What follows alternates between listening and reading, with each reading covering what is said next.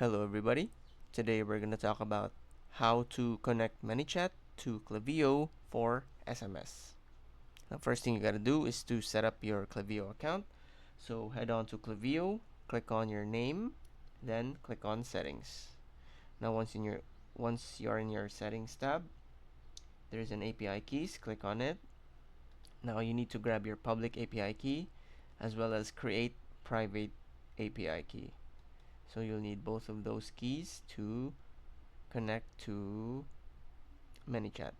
So once you're in ManyChat, go to settings and then integrations and enter your public API key and your private API key.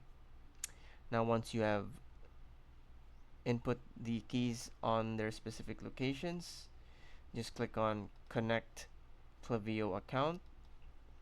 Then you will see this. So use a special action in your automation to add or update a contact in the Klaviyo list.